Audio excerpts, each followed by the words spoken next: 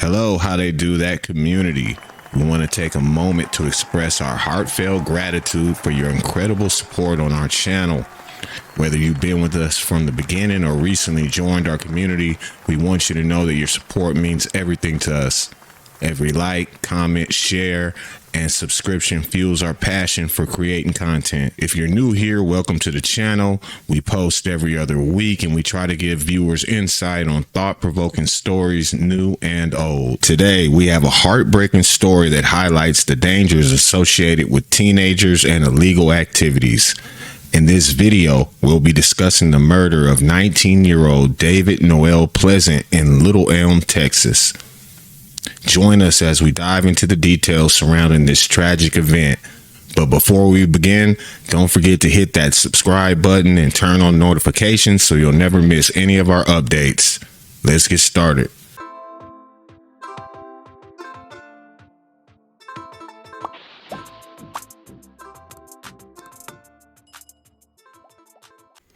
On a seemingly ordinary day in Little Elm, tragedy struck when David Noel Pleasant lost his life. It all began on a fateful Friday afternoon when police responded to reports of a shooting on the 200 block of Paladin Place. Pleasant was found lying on the ground near a playground. He was bleeding from his head and there were two spent 9mm shell casings on the ground in the middle of the cul-de-sac near his body. The investigation quickly revealed that this shooting was no random act of violence. According to an arrest affidavit, a 16-year-old girl ran to the scene and identified the man as Pleasant, telling the officers he was her boyfriend. She then informed the officers that he had gone to the location to purchase marijuana. She had been trying to reach him but couldn't, so she went to the park to look for him. Little did she know that her search would lead to an unimaginable tragedy. Medics arrived at the scene and transported Pleasant to the Texas Health Presbyterian Hospital in Plano. He was placed on a ventilator as he had no brain activity. He was removed from life support and died the following morning. During the course of the investigation, Little Elm police would discover that the shooting was captured on surveillance video from the 1600 block of Night Trail. The video showed a gray Volkswagen pull up at the cul-de-sac. Pleasant could be seen walking up to the vehicle from the playground, according to the affidavit. Pleasant is then seen entering the right rear door of the vehicle. He stays in the car for a few minutes, and then it shows him running away from the vehicle towards the playground. However, what happened next was both shocking and devastating. The driver, who the affidavit states appears well under 6 foot tall, is shown exiting the vehicle, running around the car, and he fires 2 shots at Pleasant. Pleasant is seen falling towards the playground stairs, and the driver gets back into the vehicle and takes off southbound on Night Trail. The investigation continued and led detectives to 2 individuals, Alec Adamson and Mason Schiller, both 17 years old at the time of the shooting. Pleasant's girlfriend, who was a minor, explained to the officers that Pleasant was going to meet a boy named Schiller to purchase the drugs. The girl further explained to police that she was introduced to Schiller by a friend at school.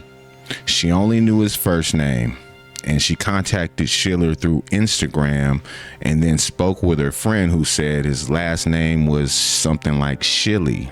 Little Elm detectives were able to track down Mason Schiller's name based on the girl's information, being that he was a student at Frisco ISD. They contacted Frisco ISD school resource officers who provided Schiller's home address in Prosper. Detectives also learned that Schiller had previously overdosed at another address in Prosper.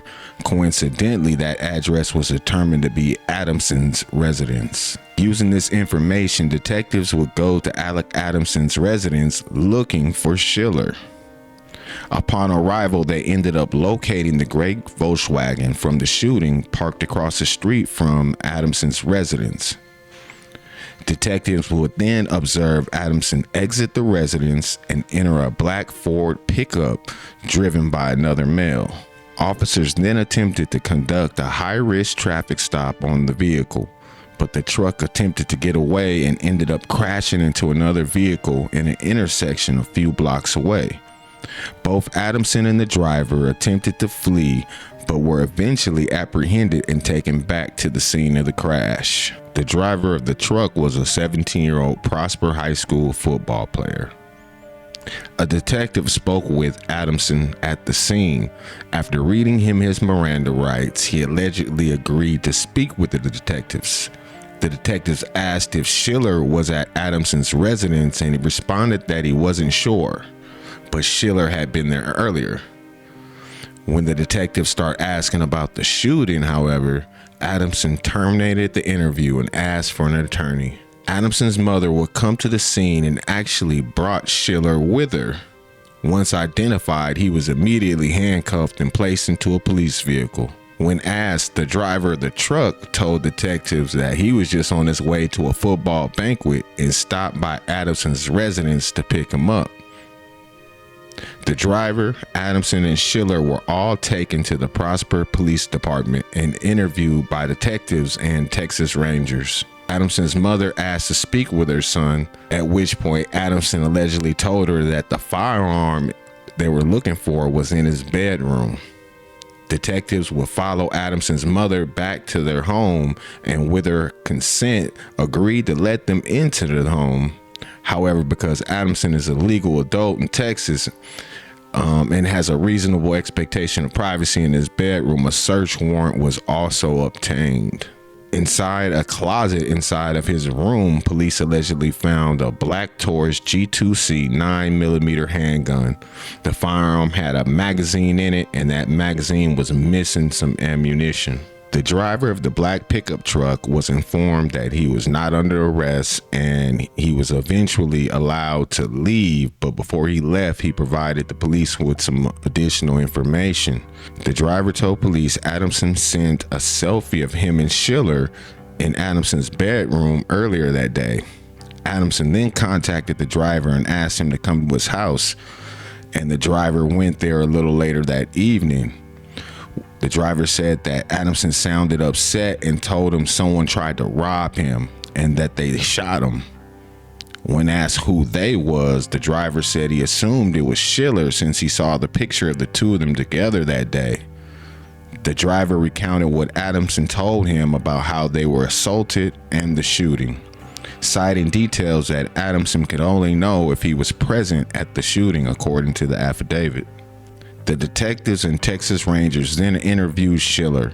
After reading him his Miranda rights, he allegedly waived his rights and agreed to speak with them.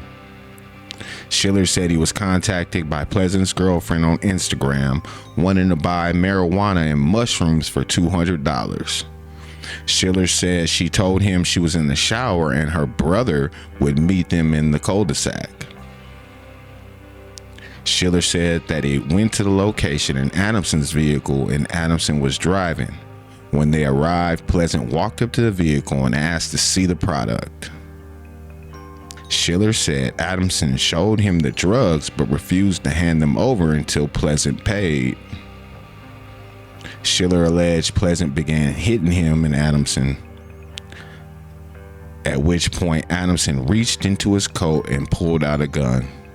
Schiller then states that Pleasant exited the vehicle and started running towards the playground.